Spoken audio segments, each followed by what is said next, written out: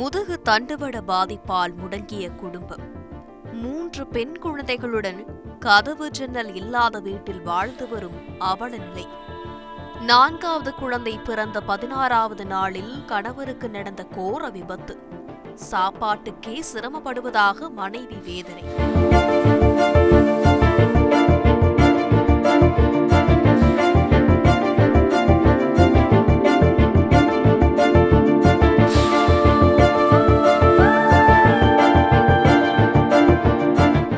2015 செல்வகுமார் வைஷ்ணவி தம்பதிகளுக்கு 4வது பெண் குழந்தை பிறந்து 16 நாட்கள் ஆன நிலையில் வைப்பூரில் உள்ள தகர கொட்டகைக்கு பழுது நீக்கும் வேலைக்காக 3 நபர்களுடன் செல்வகுமார் சென்றுள்ளார். அப்போது கொட்டகைக்கு உள்ளே இருந்து செல்வகுமார் வேலை பார்த்தபோது அந்த தகர கொட்டகை சரிந்து அவரது முதுகில் விழுந்திருக்கிறது.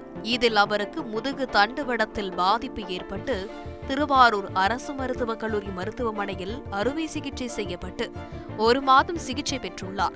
இதையடுத்து காரைக்கால் பகுதியில் உள்ள விநாயகா கமிஷன் தனியார் மருத்துவமனையில் 1 வருடம் சிகிச்சை மேற்கொண்ட போது அங்குள்ள பலரும் அவருக்கு உதவி செய்ததால் நகைகளை அடகு வைத்து 1 லட்சம் ரூபாய் வரை செலவு செய்து அவருக்கு வைஷ்ணவி சிகிச்சை அளித்து வந்துள்ளார். அங்கு அவருக்கு படுக்கை புண் ஏற்பட்டதால் தொடையிலிருந்து சதையை எடுத்து வைத்து பிளாஸ்டிக் சர்ஜரி செய்யப்பட்டுள்ளது. இருப்பினும் அவருக்கு முதுகு தண்டுவடம் பாதிக்கப்பட்டதால் இடுப்பிற்கு கீழ் எந்த உணர்வும் இன்றி நடக்க முடியாமல் கடந்த 8 வருடங்களாக படுத்த படுக்கையாக வீட்டிலேயே முடங்கியுள்ளார். இதனால் அவரது குடும்பத்தில் வாழ்வாதாரம் கேள்விக்குறியான நிலையில் கூலி வேலைக்கு சென்று குடும்பத்தை காப்பாற்றி வருகிறார் மனைவி வைஷ்ணவி. என் பேர் வைஷ்ணவி. எனக்கு கீழவைப்பூர் திருவாரூர் டிஸ்ட்ரிக்டில் தான் நாங்கள் இருந்துகிட்டு இருக்கோம். எனக்கு கல்யாணம் பண்ணி 15 வருஷம் ஆகுது. எங்கள் வீட்டுக்கார அடிப்பட்டு 8 வருஷம் ஆகுது. 8 வருஷம் ஆகிடுச்சு. எனக்கு 4 பசங்க, 3 பொண்ணு 1 பையன். அதுக்கு முன்னாடி எங்கள் வீட்டுக்காரவங்களோட வேலைக்கு போய் தான் நாங்கள் வீட்டு செலவுலாம் பண்ணிக்கிட்டு போயிட்டு வந்துக்கிட்டு இருந்தோம். இப்போ அதுக்கான வழியே கிடையாது. வீடும் அப்படியே கிடக்கு. அதுக்கு எடுத்து பண்ணுறதுக்கு ஆளும் கிடையாது. அவங்களுக்கும் யாரும் கிடையாது, எனக்கும் யாரும் கிடையாது. எனக்கு 4 பசங்கிறதுனால பையன் 10th படிக்கிறான். ரொம்ப கஷ்டப்பட்டுட்ருக்கோம். அவங்களுக்கு கலெக்டர் ஆஃபீஸ்லேருந்து 3000 ரூபா பணம் வந்துட்டு இருக்கு. அதை வச்சு தான் நான் ஓட்டிகிட்டு இருக்கோம். வயல் வேலை இருந்தால் மட்டும், தண்ணி வயல் வேலை இருந்தால் மட்டும்தான் எனக்கு வேலை. மற்றபடிலாம் வீட்டில் தான் நான் இருப்பேன். 250 ரூபா சம்பளத்தை வச்சு அவங்களுக்கும் ஒன்றும் அந்தளவுக்கு பண்ணவும் முடியல. மெடிசன் செலவு இதெல்லாம் பண்ண முடியல. கவர்மெண்ட் மாத்திரை தான் வாங்கி கொடுத்துட்டு போயிட்டுலாம் இருக்கேன். ஹாஸ்பிட்டல் அழைச்சிட்டு போகிறனாலே ஒரு ஆட்டோ ஒரு காரில் தான் அழைச்சிட்டு போகிற மாதிரி இருக்குது.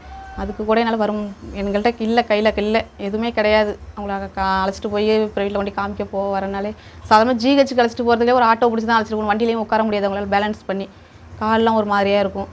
அதில் அடுத்தவங்களை நம்பி அனுப்ப முடியாது அப்படின்னு சொல்லிட்டு வீட்டில் இருக்கிற மாத்திரை பக்கத்தில் மெடிக்கலில் வாங்கி கொடுத்து தான் அவங்களுக்கும் கொடுத்துட்ருக்கோம். அதுவே பத்த மாட்டேங்குது. அவங்களுக்கு வர காசை வச்சு தான் அதையும் பண்ணிக்கிட்டு அதுலேயே ஃபேமிலியை ஓட்டிக்கிட்டு இப்போ வயல் வேலையெல்லாம் ஒன்றுமே கிடையாது. அவங்க 3000 பணத்தை வச்சு தான் அவங்களுக்கும் மெடிசன் செலவு பண்ணிக்கிறோம். எங்களுக்கும் ஃபேமிலி நாங்கள் அதையும் வச்சு தான் ஓட்டிக்கிறோம். ரொம்ப கஷ்டமாக இருக்குது. பையன் 10th படிக்கிறான். பாப்பா 1 8th படிக்குது. 1 6th 1 4th 4 பசங்க. ரொம்ப சிரமமாக இருக்குது எனக்கு. நான் 12வது படிச்சிருக்கேன். அதை வச்சுட்டு ஏதாவது எங்களுக்கு ஒரு வாழ்வாதாரத்துக்கு ஏதாவது ஒரு உதவி பண்ணால் நல்லாயிருக்கும். ஏதாவது ஒரு வேலை இருந்தால் கூட நான் ஃபேமிலியும் ஓட்டிக்கிட்டு பிள்ளைங்களையும் நல்ல விதமாக படிக்க வைப்பேன். வீட்டுக்காரையும் பார்த்துக்கலாம். எந்த ஒரு வேலையும் இல்லாமல் மனசுக்கு ரொம்ப கஷ்டமாக இருக்குது. ஒரு டீ வாங்கி குடிக்கிற அளவு கூட எங்களுக்கு முடியாது. ஒரு சில இடத்துல வயல் வேலை இருந்தால் டீ ரொட்டி கூட பிள்ளைங்க சாப்பிடுங்க. எங்கள் வீட்டுக்காரர் பணம் காசு கிடச்சிட்டுனா அவங்க எதாவது திங்கிறது பிள்ளைங்களை வாங்கிட்டு கொடுப்பாங்க. சாயந்தரம் பணம் ஏறிட்டு அப்படின்னு சொல்லிட்டு திங்கிறது வாங்கிட்டு கொடுப்பாங்க. அன்றைக்கி ஒரு வாரத்துக்கு பால் ரொட்டியோட சாப்பிடுங்க. அது சரியாக போயிட்டுனாலே சரியாக போயிட்டு எங்கள் வீட்டில் டீ தூள் ஜீனியை வச்சு சும்மா சாயத்தை போட்டு தான் என் பிள்ளைங்களுக்கு கொடுப்போம். என் பையனும் விரும்பி அதெல்லாம் அது வேணும் இது வேணும் கேட்கணும். பாப்பா கூட கேட்குங்க. என் பையன் கேட்க மாட்டான். விடுமா தண்ணி ஊற்றி சாப்பிடலாம், விடுமா இருக்கிறத வச்சு பண்ணிக்கலாமா, வரைச்சிருமா, விடுமா அப்படின்னு சொல்லிட்டு சாப்பிட்ருவான் அவனும். அதுவே எனக்கு ஒரு மாதிரியாக இருக்கும். என்ன அப்படி சொல்கிறானே அப்படின்னு சொல்லிட்டு வயல் வேலை இருந்தால் மட்டும் பிள்ளைங்களுக்கு டீ போட்டு கொடுப்பேன். அந்த வயல் வேலையும் இல்லைனாலும் வீட்டில் சும்மா உட்காந்துருந்த நேரத்தில் சும்மா சாயத்தை போட்டு தான் நாங்கள் குடிச்சிக்கிட்டு போயிட்டு வரோம். இன்றைக்கி உள்ள சூழ்நிலையே இதுதான். இவ்வளோ டீ வாங்குறது கொடுக்குறது 10 ரூபாய்க்கு பால் வாங்கி கொடுக்குறது கூட எங்களுக்கு கிடையாது. அதை வச்சு தான் இன்றைக்கி சும்மா சாயத்தை போட்டேன். இன்னும் சாப்பிட கூட இல்லை பிள்ளைங்க. ஒன்றுமே இல்லாமல் வெறும் சாதம் மட்டும் வடித்து வச்சுருக்கேன். பிள்ளைங்க யாருமே என்ன சாப்பிடவே இல்லை. சாதத்தை என்ன கொடுக்குறது அப்படின்னு சொல்லி ஏதாவது ரசம் எதுவும் போடுமாண்டா ரசம் வைக்கிறது கூட ஒன்றுமே கிடையாது. அந்தளவுக்கு ரொம்ப கஷ்டப்பட்டுக்கிட்டு இருக்கோம். சொல்லவே முடியல. எங்களுக்கு தலைக்கு மீறின கஷ்டமாக இருக்குது. எனக்கு எப்படி சொல்கிறதுனே தெரியல. ஒரு ஆம்பளை சம்பாதிக்கிறதுக்கும் ஒரு 250 ரூபா நான் போய் சம்பாரிச்சிட்டு வந்து தினந்தோறும் வேலை இருந்தால் கூட நான் ஃபேமிலியை ஓட்டிடுவேன். தினந்தோறும் வேலை கிடையாது. வயலில் தண்ணி வந்தால் மட்டும்தான் எங்கள் ஊரில் வேலை. மற்றபெல்லாம் சும்மா வீட்டில் தான் இருக்கணும். அந்தளவுக்கு அந்த நேரத்தில் ரொம்ப சிரமமாக இருக்குது. பிள்ளைங்களை பார்க்குறதுக்கு போகிறதுக்கு ஒரு 30 ரூபாய்க்கு நோட்டு பேனா வாங்கி கொடுக்குறது கூட எனக்கு ரொம்ப சிரமமாக இருக்கும். 30 ரூபாய்க்கு பேனா நோட்டு வாங்கி கொடுத்தா நாளைக்கு பாலுக்கு என்ன பால் வாங்க என்ன பண்ணுறது, 10 ரூபாய்க்கு பால் வாங்குறதுக்கு அப்படிலாம் யோசிச்சு பார்த்து செலவு வேண்டியதாக இருக்குது. பையன் 10th படிக்கிறான்.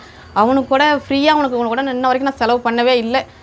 ஒரு நோட்டு வாங்கி கொடுக்குறதோ போகிறதோ, ஆன்லைன் கிளாஸ் வேறு வருது. அவனுக்கு 10 நாளாகவே கேட்டுக்கிறேம்மா செல்லு சரி பண்ணி கொடுமா, செல்லு வாங்கணுங்கிறாங்கம்மா, சார் திட்டுறாங்க, பார்த்துக்கடான்னு அது ஓடிட்டுருக்கேன். 10th படிக்கிற பிள்ளைக்கு கூட எனக்கு அந்தளவுக்கு பண்ணி எனக்கு ஃப்ரீயாக பண்ணி கொடுக்குறது கூட என்னால் முடியல. அந்தளவுக்கு சிரமப்பட்டுக்கிட்டு இருக்கேன். நான் 12வது படிச்சிருக்கேன். ஏதாவது எனக்கு ஒரு வேலை இருந்தால் கூட என் பிள்ளைங்களையும் பார்த்துக்கிட்டு எங்கள் வீட்டுக்காரையும் பார்த்துக்கிட்டு நல்ல பிள்ளைங்களையும் படிக்க வைப்பேன். ஏதாவது ஒரு வேலை இருந்தால் கூட எனக்கு இது பண்ணுங்கள். எங்களை மாதிரி நிறைய பேர் இது மாதிரி மாற்றுத்திறனாளிகள் நிறைய பேர் முதுகுத்தண்டு உடம்பு பாதிக்கப்பட்டவங்க மட்டும் இருக்கிறாங்க.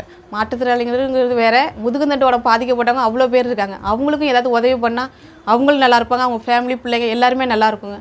அதுக்கு தகுந்த மாதிரி அவங்களுக்கும் உதவி பண்ணுங்கள். எங்களுக்கு மட்டும் பண்ண வேண்டாம், அவங்களுக்கும் பண்ணுங்கள். கொஞ்சம் இறங்கி பாருங்கள். செய்திகளை உடனுக்குடன் தெரிந்து கொள்ள உடனே சப்ஸ்கிரைப் பண்ணுங்க.